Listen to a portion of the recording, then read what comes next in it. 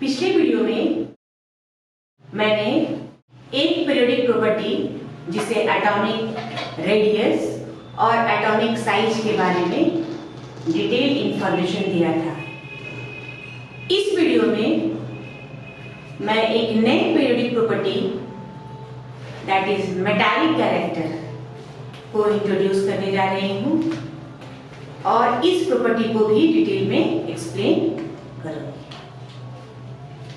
यहाँ ये समझना जरूरी है, जैसा कि मैंने पिछले वीडियो में ये बताया है, कि आप किसी भी प्रॉपर्टीज को लें, चाहे वो मेटालिक प्रॉपर्टी हो, चाहे वो नॉन मेटालिक प्रॉपर्टी हो, चाहे वो oxides of metal non metals हो, चाहे वो आयनाइजेशन एनर्जी हो, इलेक्ट्रॉन एफिनिटी हो, इलेक्ट्रॉन नेगेटिविटी हो, atomic radius plays an important role. सारे पीरियोडिक प्रॉपर्टी में एटॉमिक रेडियस का बहुत इंपॉर्टेंस है। पिछले वीडियो में मैंने ये बताया था कि एटॉमिक रेडियस कैसे वैरी करता है ग्रुप में और पीरियड में, इसका वेरिएशन कैसा है। ग्रुप में एटॉमिक रेडियस बढ़ता है और पीरियड में एटॉमिक रेडियस घटता है। इसका कारण भी मैंने आप लोगों को एक्सप्लेन किया था। तो आज जो हम लोग को प्रॉपर्टी देखना है, जो समझना है, वो है metallic character, metallic property.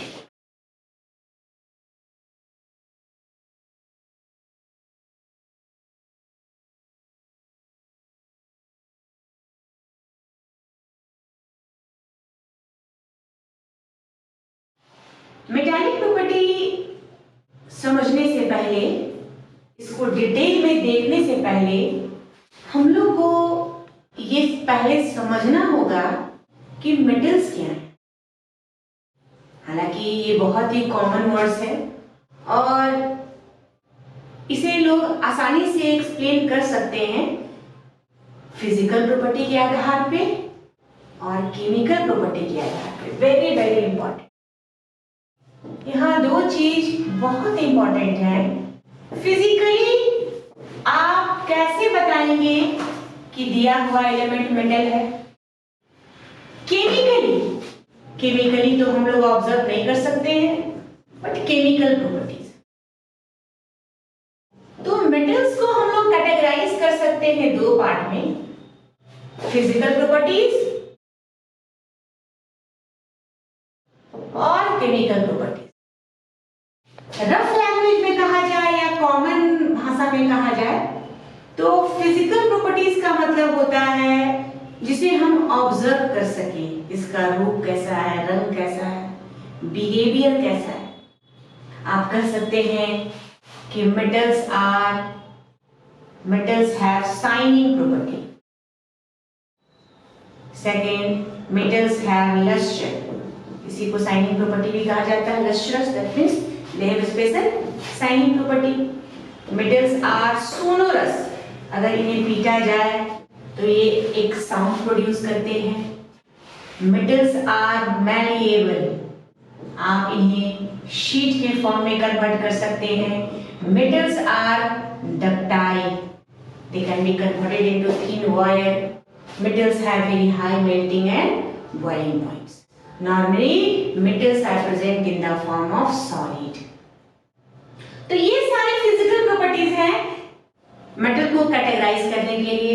Juniors class में जैसे 6 में 7 में हम लोग बोलते हैं कि व्हाट इज मेटल, मेटल्स के प्रॉपर्टीज बताएं, तो आप बोल सकते हैं कि metals have lustre, metals are sonorous, metals are malleables, metals are ductiles, metals have high melting and boiling points. कुछ एक्सेप्शन भी हैं। मेटल्स आर वेरी हार्ड, ये हार्ड होते हैं, लेकिन कुछ एक्सेप्शंस भी हैं, जैसे कुछ मेटल्स सॉफ्ट होते हैं, कुछ मेटल्स लस्ट्रस नहीं होते हैं, डल अपीयरेंस के होते हैं, कुछ मेटल्स जैसे मरकरी लिक्विड स्टेट में होते हैं। तो एक्सेप्शन भी है। केमिकल प्रॉपर्टीज के आधार पर अगर कहा जाए तो ये रिएक्शन कैसे करेंगे, इन्हें कैसे पहचानेंगे, तो हम लोग बोलते हैं रफ लैंग्वेज में कि अगर किसी एलिमेंट्स के आउटर मोस्ट में 1 2 3 इलेक्ट्रॉन प्रेजेंट है वैलेंस इलेक्ट्रॉन के रूप में, if 1 2 3 electrons are present as a valence electron, they are considered as metal. As a rough language we say, helium is an exception, इसके outermost पर 2 electron है, but it is not a metal. If 1, 2, 3 electron present in the outermost shell orbit, it is called metals. लेकिन इसे आप define कैसे करेंगे? तो the tendency of an element to lose electron. Metals में क्या होता है? They are donor. So you can say it is a property or tendency of an element to lose electron. Chemical bonding chapter जब मैंने पढ़ाया था उस समय मैंने ये बताया था कि लॉस और गेन क्यों होता है? स्टेबिलिटी के लिए। कौन सा एलिमेंट लूज करेगा, कौन सा एलिमेंट से इलेक्ट्रॉन का लॉस होगा? तो जिसके पास डुप्लेट या ऑक्टेट कॉन्फ़िगरेशन से ज्यादा इलेक्ट्रॉन है। आप ले लो सोडियम, एटॉमिक नंबर है 11, इसको आप लिख सकते हो 281। अगर ये अपना एक इलेक्ट्रॉन किसी को दे देगा तो इसका ऑक्टेट कॉन्फ़िगरेशन कंप्लीट हो जाएगा। अगर ये अपना एक इलेक्ट्रॉन किसी को ट्रांसफर कर देगा, देन आफ्टर ट्रांसफरिंग ये कन्वर्ट हो जाएगा Na+ positive charge, that is stable sodium ion cation and 1 electron loss of 1 electron. तो आप कह सकते हैं कि metals are those elements which have more than 8 electron in their outermost orbit or shell. आप ले लो मैग्नीशियम 282, इसके पास कितना इलेक्ट्रॉन का लॉस हो सकता है? तो ये 2 इलेक्ट्रॉन का लॉस कर सकता है। तो एक चीज यहाँ ध्यान देना है कि किसी भी एलिमेंट्स पे जो पॉजिटिव चार्ज दिखाई दे रहा है, जिसे हम अनदर लैंग्वेज में वैलेंसी भी बोलते हैं। What is the valency of sodium? +1. What is the valency of magnesium? +2. It means how many electron lost by an element to fulfill its octet condition. और यही आपके बॉन्ड को भी बताता है। सोडियम एक इलेक्ट्रॉन का लॉस करेगा, इसीलिए NaCl is possible. NaCl2 is not possible. Magnesium इसका वैलेंसी 2 है, सो MgCl is not possible. ये कितना बॉन्ड बनाएगा? ये 2 बॉन्ड बनाएगा, MgCl2 is possible. तीसरा aluminium, if you take aluminium it is 13, 283, ये 3 इलेक्ट्रॉन का लॉस करेगा और ये टर्न हो जाएगा Al3 + 3 इलेक्ट्रॉन। तो we can say AlCl3 is correct, but AlCl2 और AlCl is not correct. हम हमेशा बहुत बार स्टूडेंट्स लोग से जब पूछते हैं, जब बच्चे एडमिशन लेने आते हैं, तो मेरा पहला क्वेश्चन इसी पे बेस्ड होता है, because I want to know whether they have information related with valency और नॉट। क्योंकि अगर आपका वैलेंसी का कॉन्सेप्ट नहीं है तो आप केमिस्ट्री का फॉर्मूला को नहीं बना सकते हैं, और अगर आप फॉर्मूला नहीं बनाएंगे तो आपके केमिस्ट्री का परफॉर्मेंस अफेक्टेड होगा। तो this is my first question, why not AlCl2, why not AlCl, why is AlCl3? इसका आंसर है डेफिनेटली एल्युमिनियम वैलेंसी इज +3, तो वो 3 बॉन्ड बनाएगा। तो यहां पर ये चीज ध्यान रखना है कि metals are those elements which have tendency to lose electron, and after transferring they will turn to cations. All cations are metal. Normally there is an exception also, ammonium ion is a cation but not a metal, it is radicals और उसका अलग names लेते हैं, तो they are metals. तो एक चीज यहाँ पर हम आपको और थोड़ा सा समझाना चाहेंगे, मेमोराइज करवाना चाहेंगे, बताना चाहेंगे कि आप कौन सा चैप्टर पढ़ रहे हैं। आप पीरियोडिक प्रॉपर्टीज पढ़ रहे हैं, आप पीरियोडिक टेबल पढ़ रहे हैं, मगर यहाँ बॉन्डिंग का यूज हो रहा है। ये जो आयंस बन रहे हैं ये बाद में बॉन्ड बनाएंगे, और बॉन्ड बनाएंगे नया कंपाउंड बनाएंगे, केमिकल रिएक्शन होगा। तो आप कह सकते हैं कि सारा ये topic atomic structure, chemical bonding, periodic table, कहीं ना कहीं एक दूसरे से जुड़े हुए हैं, और अगर इन्हें आप अच्छे से एक टॉपिक को पढ़े तो दूसरे का ऑटोमेटिकली रास्ता निकल जाएगा। तो दिस इज द डेफिनेशन कि आप मेटल्स को कैसे डिफाइन करेंगे। तो tendency of an element to lose electron.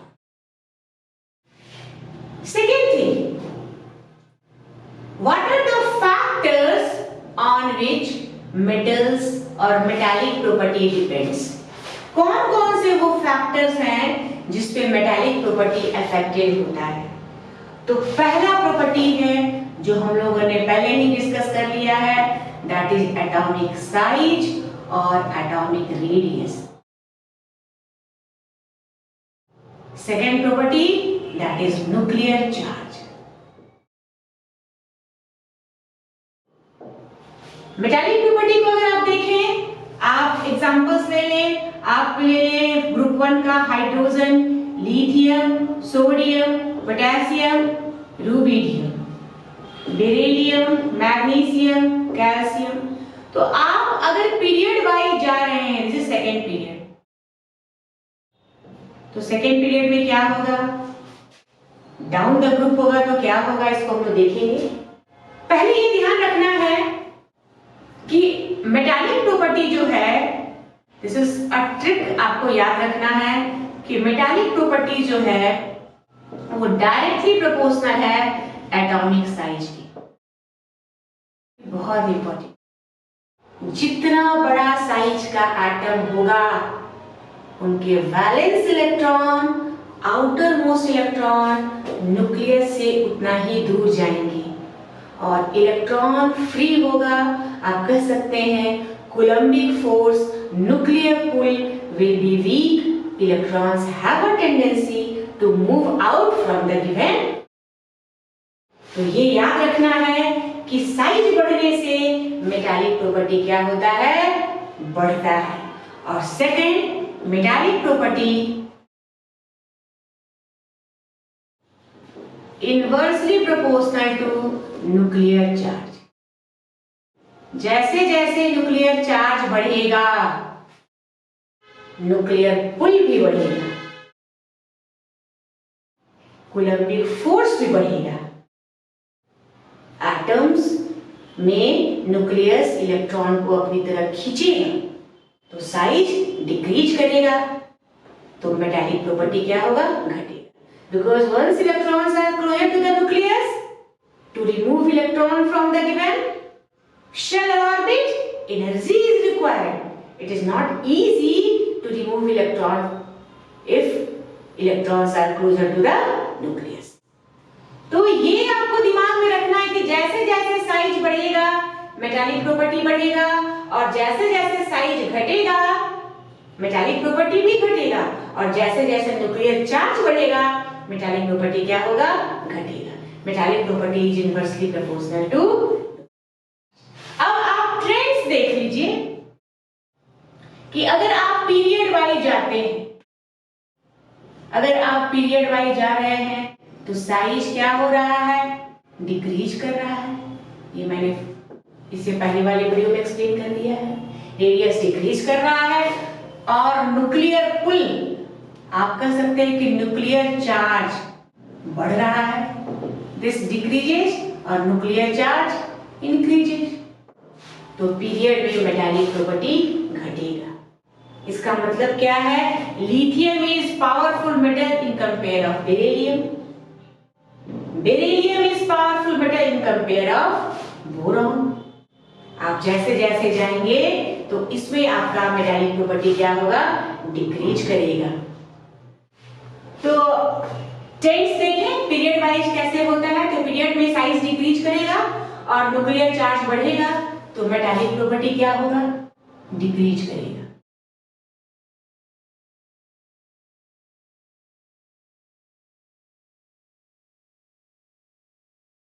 जैसे आप ले लीजिए lithium, beryllium, boron, carbon, nitrogen, oxygen, fluorine. अब ये क्या है, मेटल, ये क्या है, मेटल, इससे स्ट्रॉन्ग मेटल है, दिस इज मेटल वाइट्स।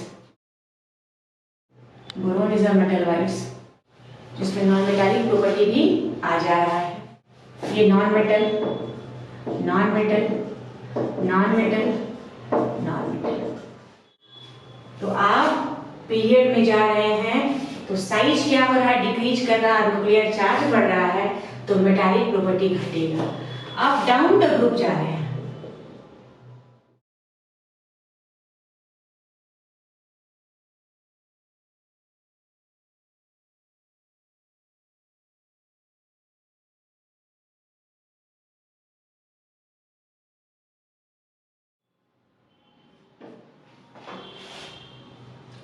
आप डाउन द ग्रुप जा रहे हैं तो यहाँ पर क्या हो रहा है, सेल नंबर चेंज हो रहा है, second, third, fourth.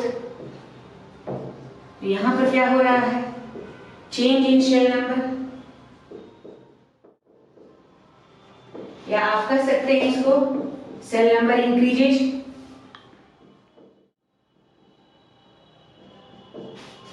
Nuclear charge also increases.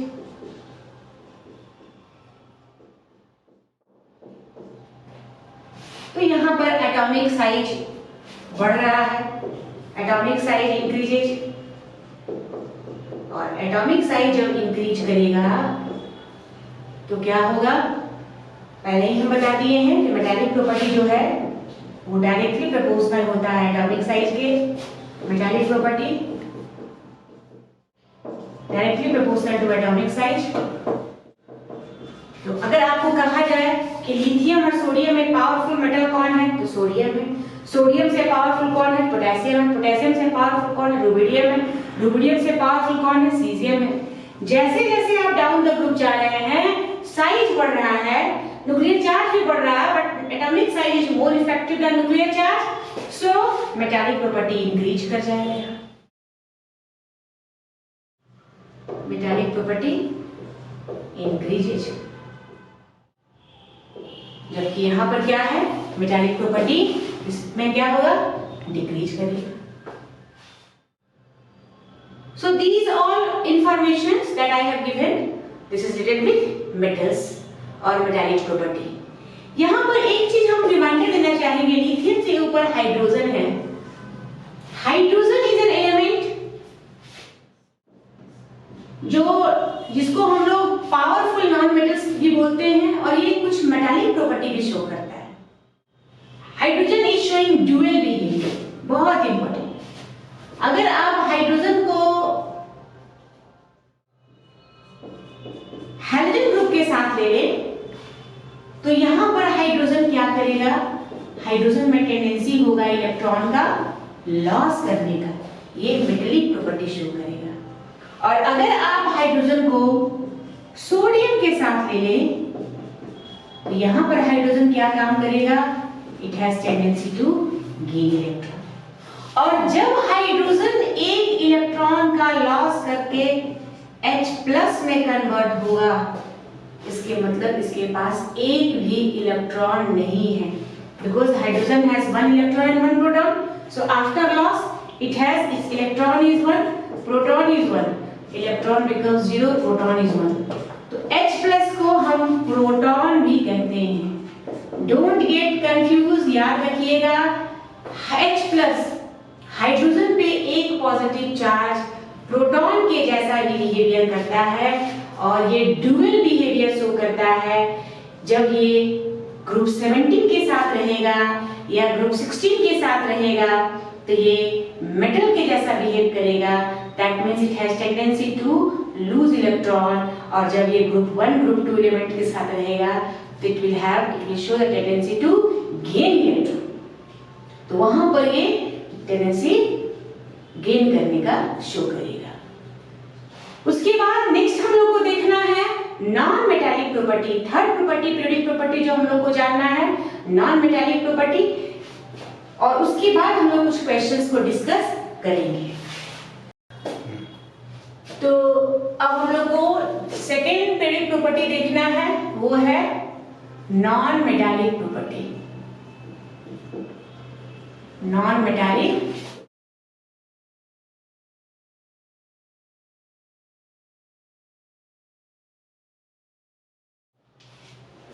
यहां पर आपको ध्यान देना है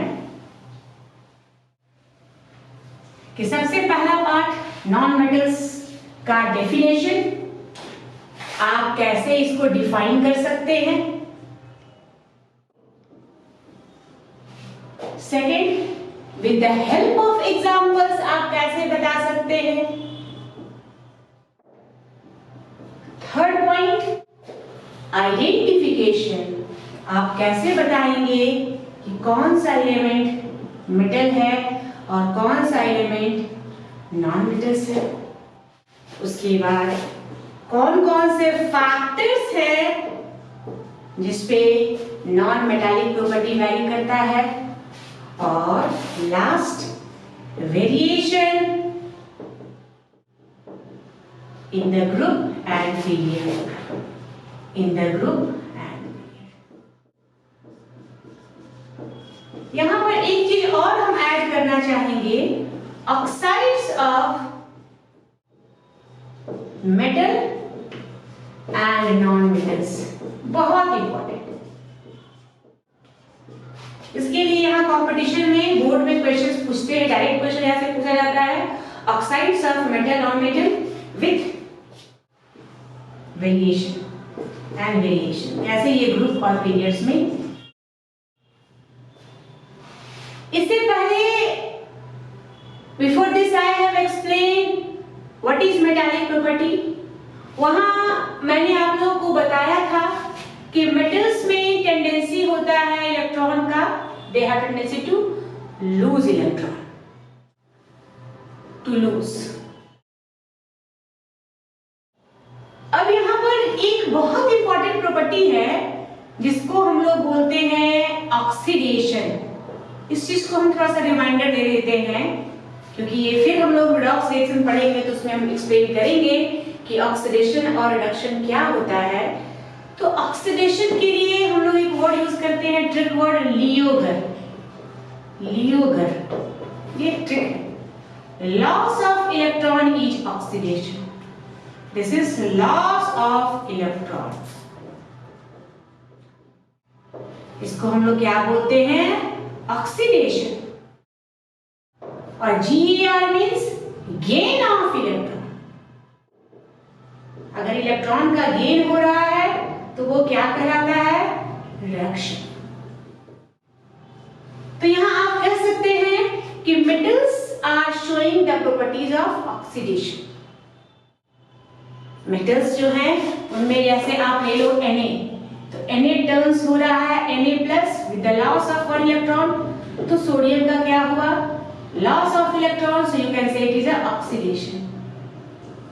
इसके साथ एक बहुत ही इंपॉर्टेंट वर्ड्स का यूज होता है, that is reducing agent and oxidising agent. Very very important, reducing agent and oxidising agent. यहां आप लोग को ये ध्यान देना है कि जिसका ऑक्सीडेशन हुआ वो रिड्यूसिंग एजेंट के जैसा बिहेव करेगा। Reducing agents are those agent which can lose electron and oxidizing agent जो होंगे उनका संबंध किससे होगा, रिडक्शन से होगा। ये ध्यान रखना है। जैसे एक एग्जांपल हम ले रहे हैं, Na react with chlorine to produce NaCl. Sodium reacts with chlorine to give sodium chloride। आप इसको पहले बैलेंस कर लो। अब यहाँ पर सोडियम क्या है, तो सोडियम का ऑक्सीडेशन हो रहा है। हालांकि इसके लिए अलग भी ट्रेंड है, ऑक्सीडेशन नंबर से भी हम लोग उसको प्रूव करते हैं, मगर ऑक्सीडेशन नंबर हम बाद में डिस्कस करेंगे। NaCl किस फॉर्म में रहता है, Na+ और Cl- आयन। तो आप कह सकते हैं कि सोडियम Na से Na+ के फॉर्म में कन्वर्ट हुआ, loss of electron, it is oxidation. Cl जो है Cl से Cl- gain of electron, it is reduction. और जिसका ऑक्सीडेशन हुआ वो है रिड्यूसिंग एजेंट और जिसका रिडक्शन हुआ वो oxidising agent. So reducing agents are those agent which have tendency to lose electron or which can reduce other but oxidize itself। And oxidizing agents are those agents which can oxidize other but reduce its, मतलब ये gain करते हैं और दूसरे को oxidise करवाते हैं। ये रिड्यूसिंग एजेंट दूसरे को रिड्यूस करवाते हैं और खुद क्या होते हैं, ऑक्सीडाइज हो जाते हैं। यानी ऑक्सीडेशन का मतलब होता है रिड्यूसिंग एजेंट। तो आप याद रखेंगे कि जितने भी मेटल्स हैं they are strong reducing agents. अब यहाँ हम लोग मेन टॉपिक पे आए कि कैसे आप डिफाइन करेंगे नॉन मेटल्स का डेफिनेशन। तो just opposite to metallic definition, metals के डेफिनेशन में मैंने क्या बताया कि टेंडेंसी टू लूज इलेक्ट्रॉन। यहाँ पर नॉन मेटालिक प्रॉपर्टी में आप बता सकते हैं it is a tendency to gain electron, those elements which have tendency to gain electron, tendency to gain. यहाँ पर ये जो एलिमेंट्स होते हैं इनमें इलेक्ट्रॉन गेन करने की क्षमता होती है, इसीलिए इन्हें हम लोग क्या बोलते हैं, नॉन मेटल्स बोलते हैं। आप इसको एग्जांपल के थ्रू एक्सप्लेन कर सकते हैं। जैसे आप ले लो ऑक्सीजन। ऑक्सीजन जो है वो उसके पास 2 इलेक्ट्रॉन को गेन करने का टेंडेंसी है, ये कन्वर्ट हो जाएगा O2-। नाइट्रोजन, इसमें 3 इलेक्ट्रॉन लेने की टेंडेंसी है, तो ये हो जाएगा N3-। फ्लोरीन, ये 1 इलेक्ट्रॉन गेन करके F- में कन्वर्ट हो जाएगा। क्लोरो, ये 1 इलेक्ट्रॉन निकल करके Cl- में कन्वर्ट। तो आप कह सकते हैं कि non metals have tendency to gain electron just opposite to metals. I have given the examples. Identification, rough language में आप कैसे पहचानेंगे इसको, आप इसको कैसे आइडेंटिफाई करेंगे कि ये मेटल्स है या नॉन मेटल्स है। तो हम लोग बोलते हैं कि अगर 3 से ज्यादा इलेक्ट्रॉन वैलेंस इलेक्ट्रॉन में होगा, if an element has more than 3 electron, that is 4, 5, 6, 7, इसको हम लोग क्या बोलेंगे, नॉन मेटल्स बोलेंगे। They are considered as non metals. Properties में again I am telling you the same, जिस तरह से हम लोग बोले थे फिजिकल प्रॉपर्टी और केमिकल प्रॉपर्टीज। तो फिजिकल प्रॉपर्टीज में आपको मेटल्स के opposite, metals are lustrous, non metals are not lustrous. Metals are hard, non metals are soft. Metals are malleable, non metals are not malleable. Metals are good conductor, non metals are not good conductor, except exception है graphite, वो है exception हर जगह मिलेगा आपको। Metals are ductiles, good ductiles, they are not डक्टाइल्स। Metals have shining property, they are not, they do not have shining property. Metals are sonorous, non-metals are not sonorous. और chemical properties के आधार पर भी हम लोग को दिखा सकते हैं कि मेटल्स में टेंडेंसी होता है इलेक्ट्रॉन का लॉस करने का, उनका केमिकल रिएक्शन हम लोग एक करके डिस्कस करेंगे। तो पहले हम लोग को ये जानना होगा कि वो कौन कौन सा फैक्टर्स है, केमिकल प्रॉपर्टी को समझने के लिए हम लोग को ये समझना पड़ेगा वो कौन कौन से फैक्टर्स हैं जो नॉन मेटालिक प्रॉपर्टी को भी अफेक्ट करते हैं। तो इसमें भी वही चीज है, 2 फैक्टर्स है, first is the atomic size और second is the nuclear charge. और again I am telling you atomic size is inversely proportional to non metallic property. जितना बड़ा साइज होगा वो वीक नॉन मेटल्स होगा और हाइयर द न्यूक्लियर चार्ज ये directly proportional होता है नॉन मेटालिक प्रॉपर्टी का। Higher the charge stronger the non metallic property. आप देखोगे कि कैसे ये वैरी कर रहा है पीरियड में और ग्रुप में, ये हम लोग को देखना है variation on in the group and period. जैसे आप एग्जांपल ले लो, you can take examples of in the period. Suppose आप थर्ड पीरियड का एग्जांपल ले लीजिए। थर्ड पीरियड में sodium, magnesium, aluminium, then silicon, phosphorus, sulphur, chlorine, ये क्या है, ये मेटल्स है। ये क्या है, ये मेटल वाइड है। ये क्या है, ये नॉन मेटल है। तो आप बोल सकते हैं कि जैसे जैसे हम पीरियड की तरफ बढ़ रहे हैं नॉन मेटालिक प्रॉपर्टी क्या हो रहा है, बढ़ रहा है। क्यों बढ़ रहा है? क्योंकि पीरियड में हम जा रहे हैं तो साइज डिक्रीज कर रहा है। Non metallic property is inversely proportional to size. Across the period size decreases and nuclear charge increases.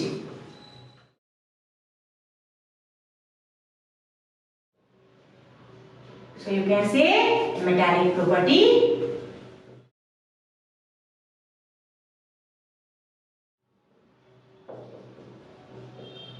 Sorry, non-metallic property increases.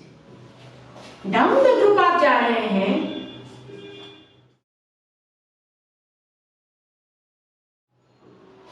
तो डाउन द ग्रुप जा रहे हैं तो साइज क्या हो रहा है, इंक्रीज कर रहा है। तो you can say that size increases and nuclear charge also increases, but size is more effective than nuclear charge। तो यहाँ पर नॉन मेटालिक प्रॉपर्टी क्या होगा, डिक्रीज करेगा। नॉन मेटालिक प्रॉपर्टी जैसे आप ग्रुप 14 एलिमेंट्स ले लीजिए,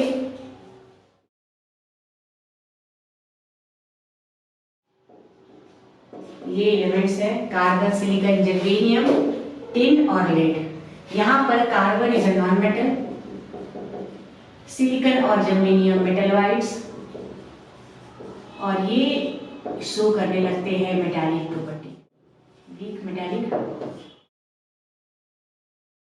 तो आप कर सकते हैं कि down the group metallic non metallic property क्या होगा, घटेगा, और period wise non metallic property बढ़ेगा। अब यहाँ पर इस क्वेश्चंस, इस इंफॉर्मेशन के बाद आप ये जज कर सकते हैं कि कौन सा वीक मेटल है, कौन सा स्ट्रॉन्ग मेटल है, कौन सा स्ट्रॉन्ग नॉन मेटल्स है, कौन सा स्ट्रॉन्ग मेटल्स है। जैसे एक एग्जांपल्स हम ले रहे हैं, suppose I am taking one, so we have got the information of variation of metallic and non metallic character. अब एक दो एग्जांपल्स इसको हम लोग क्लियर करेंगे, एग्जांपल्स लेके चलेंगे हम लोग।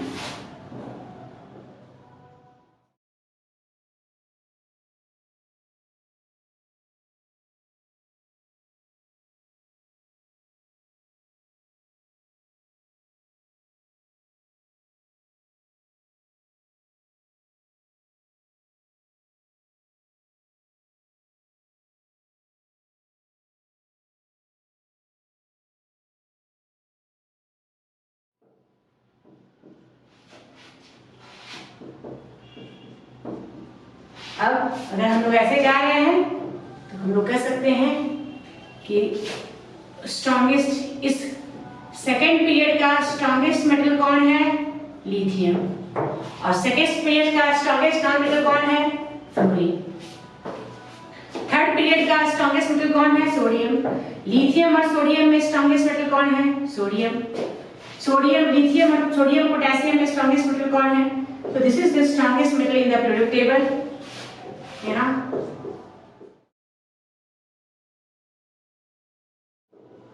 और this is the strongest non-metal, क्योंकि डाउन द ग्रुप जाएंगे तो नॉन मेटल कैरेक्टर घटता है, डाउन द ग्रुप जाएंगे तो मेटालिक कैरेक्टर बढ़ता है। So this is the strongest metal in the periodic table, और this is the strongest non-metal in the periodic table। अब आप आराम से कंपेयर कर सकते हैं कि सिलिकॉन और फास्फोरस में किसमें ज्यादा मेटालिक प्रॉपर्टी है, किसमें नॉन मेटालिक प्रॉपर्टी है। एल्युमिनियम और गैलियम में किसमें ज्यादा मेटालिक प्रॉपर्टी है, किसमें कम मेटालिक प्रॉपर्टी है। मैग्नीशियम और कैल्शियम में कौन स्ट्रॉन्गर मेटल्स है। फ्लोरो और क्लोरो में कौन स्ट्रॉन्गेस्ट नॉन मेटल है। बस आपको ध्यान रखना है कि डाउन द ग्रुप आप जा रहे हैं तो नॉन मेटालिक प्रॉपर्टी डिक्रीजेज। आप आराम से बोल सकते हैं कि फ्लोरीन से क्लोरो जा रहे हैं हम तो नॉन मेटालिक प्रॉपर्टी क्या होगा, घटेगा।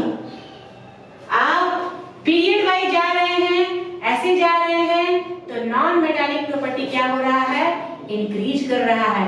यानी कार्बन और नाइट्रोजन में स्ट्रॉन्गेस्ट नॉन मेटल कौन है, डेफिनेटली नाइट्रोजन। नाइट्रोजन से ज्यादा स्ट्रॉन्गेस्ट कौन है, ऑक्सीजन। ऑक्सीजन से ज्यादा स्ट्रॉन्गेस्ट कौन है, फ्लोरीन। आप डाउन द ग्रुप जा रहे हैं तो मेटालिक प्रॉपर्टी क्या होगा, बढ़ेगा। और पीरियड में जा रहे हैं तो मेटालिक प्रॉपर्टी या नॉन मेटालिक डिक्रीजेज यही आप ऐड कर सकते हो, और मेटालिक प्रॉपर्टी इंक्रीजेज, और यहाँ non metallic property increases, metallic property decreases.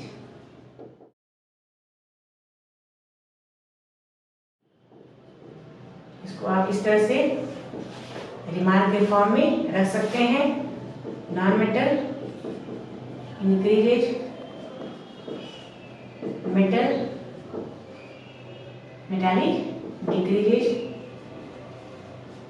Here non metal decreases और मेटालिक इंक्रीजेज।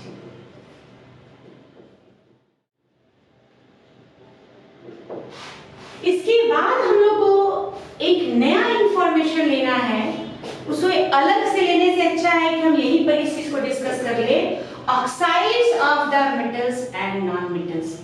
जैसे आप ले लो sodium oxide Na2O, magnesium oxide MgO, aluminium oxide Al2O3, carbon dioxide, nitrogen oxide, then oxygen का oxide. तो आप ऑक्साइड के फॉर्म में ले लो सल्फर ऑक्साइड, और थर्ड ग्रुप को लो आप, यहाँ एल्युमिनियम है तो silicon oxide, phosphorus oxide, sulphur oxide और लास्ट क्लोरीन का ऑक्साइड।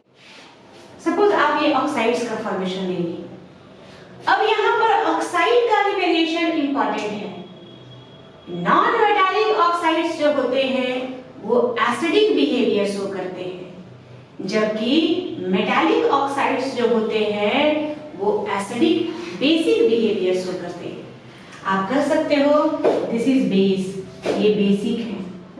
इसका एक और नाम है अल्कली, हम लोग यूज करते हैं। और ये जो ऑक्साइड्स हैं they are acidic oxides. This is amphoteric. Aluminium oxide जो है वो अम्फोटेरिक ऑक्साइड के जैसा बिहेव करता है। तो आप जब पीरियड वाइज जा रहे हैं, तो ऑक्साइड का रिएक्टिविटी, या आप कह सकते हैं कि बेसिक ऑक्साइड का प्रॉपर्टी घट रहा है और एसिडिक ऑक्साइड का प्रॉपर्टी बढ़ रहा है। कह सकते हैं कि we are going from basic oxide to acidic oxide. और अगर आप डाउन द ग्रुप जाएंगे तो बेसिक प्रॉपर्टी ऑक्साइड्स का बेसिक नेचर क्या होगा, बढ़ेगा। इसके बाद एक बहुत इंपॉर्टेंट कॉन्सेप्ट हम लोग को देखना है, क्योंकि हमारा इंटायर केमिस्ट्री जिसे हम लोग पढ़ते हैं वो मेटल्स और नॉन मेटल्स को लेकर ही चलता है, पूरे पीरियोडिक टेबल को ही लेकर चलता है। तो यहाँ एक वर्ड है केमिकल रिएक्टिविटी। केमिकल रिएक्टिविटी क्या होता है? केमिकल रिएक्टिविटी, तो केमिकल रिएक्टिविटी बताता है how easily an element can lose electron और how easily an element can gain electron. तो ये डिपेंड करता है टेंडेंसी टू लूज और टेंडेंसी टू गेन। और स्ट्रॉन्ग रिएक्टिविटी का मतलब क्या है? स्ट्रॉन्ग रिएक्टिविटी का मतलब how easily an element can lose electron और how easily an elements can gain electron, ये जानना है। तो इनका वेरिएशन कैसे होगा? अगर आप पीरियड वाइज जा रहे हैं तो लिथियम के कंपेयर में बेरिलियम लेस मेटल है, बेरिलियम के कंपेयर में boron is a metal wise, boron के कंपेयर में कार्बन नाइट्रोजन क्या है? नॉन मेटालिक है। मतलब कि tendency to gain electron increase कर रहा है, यहाँ टेंडेंसी टू लूज इलेक्ट्रॉन। तो आप कर सकते हैं कि आप लिथियम से बोरोन की तरफ बढ़ रहे हैं तो केमिकल रिएक्टिविटी घट रहा है, डिक्रीजेज। किसके लिए? फॉर मेटल्स के फ्लोरीन से बोरोन की तरफ जा रहे हैं तो यहां भी केमिकल रिएक्टिविटी घट रहा है। नॉन मेटल्स के लिए, क्योंकि फ्लोरीन का स्ट्रॉन्गेस्ट टेंडेंसी है to accept electron, to gain electron, और क्लोरीन लिथियम का स्ट्रॉन्गेस्ट टेंडेंसी है टू लूज इलेक्ट्रॉन। तो आप कह सकते हैं कि chemical reactivity decreases from both the sides, from lithium to beryllium it decreases and from fluorine to boron also it decreases. So this way we can compare the properties of the chemical reactivities. इसमें कुछ हम information रखे हैं जो बहुत ही important है, ये जानकारी आप लोगों को जानना चाहिए। अगर आप कंपटीशन में ये पूछा जाता है, फर्स्ट अगर आपसे पूछा जाए कि नेचर ऑफ ऑक्साइड का पेरियोडिसिटी, सोडियम ऑक्साइड क्या है, this is a strong basic. Magnesium oxide क्या है, this is basic. Aluminium oxide amphoteric. Silicon oxide क्या है, feebly acidic, feebly acidic. P2O5 phosphorus pentoxide क्या है, ये एसिडिक है। सल्फर ट्राइऑक्साइड क्या है, दिस इज मोर एसिडिक। और क्लोरीन ऑक्साइड जो है, this is the most acidic group, most acidic. यहां पर एक रिमाइंडर हम देना चाहेंगे, बहुत इंपॉर्टेंट है, कि मेटल्स का बॉइलिंग पॉइंट और मेल्टिंग पॉइंट, ये हमेशा कंपटीशन में पूछा जाता है कि आप मेटल्स और नॉन मेटल्स को कंपेयर कर रहे हैं, जो कि इसको हम वाइंड अप करेंगे और इसका कुछ क्वेश्चंस को भी डिस्कस करना है। तो अगर आप लिथियम का मेल्टिंग पॉइंट्स देखें, दिस इज 180 डिग्री सेंटीग्रेड, और बॉइलिंग पॉइंट सोडियम, तो मेल्टिंग पॉइंट अगर कंपेयर कर रहे हैं हम लोग, सोडियम का 94.5 डिग्री और इसका बॉइलिंग पॉइंट है 883 डिग्री सेंटीग्रेड। पोटेशियम इसका है 63.5 डिग्री सेंटीग्रेड और इसका है 774 डिग्री सेंटीग्रेड। उसी तरीके से हम लोग नॉन मेटल्स ग्रुप 17 के लिए भी ड्रॉ कर सकते हैं। Fluoro, chloro, bromo, iodo, melting point and boiling point. -219.6, -101 degree centigrade, -7.2 degree centigrade,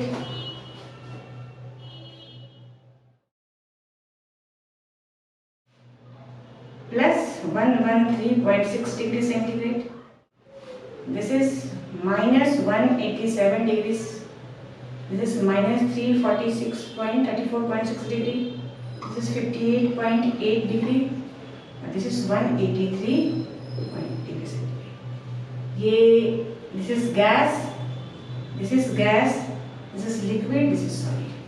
तो अगर आप इस टेबल को कंपेयर करें तो आप देखते हैं कि मेटल्स का मेल्टिंग पॉइंट और boiling point down the group decrease कर रहा है, इट इज डिक्रीजिंग, जबकि नॉन मेटल्स का मेल्टिंग पॉइंट और बॉइलिंग पॉइंट क्या है, बढ़ रहा है। This is increasing 18.7, this is 18.7, ये बढ़ रहा है। So this is very very important point, याद रखना है कि when we go down the group, metallic melting point and boiling point decreases, whereas non-metallic melting point and boiling point increases. So these are the information that I have given related with periodic properties of the metals and non-metals. Next video में I will explain periodic property of electron affinity और ionization potential, ionization energy और ionization potential बहुत important periodic property है। इन 6 periodic properties को आप अच्छे से समझ लेंगे तो केमिस्ट्री में आपको बहुत हद तक you will be comfortable with the chemistry, आपको बहुत आसानी से कॉन्सेप्ट्स को, चैप्टर्स को आप अच्छे से समझ पाएंगे, एक्सप्लेन कर पाएंगे। तो नेक्स्ट वीडियो में I will explain another periodic property, that is ionization potential. I hope you will like this video, and this video will help you to memorize or to get the concept in a proper way. Thank you.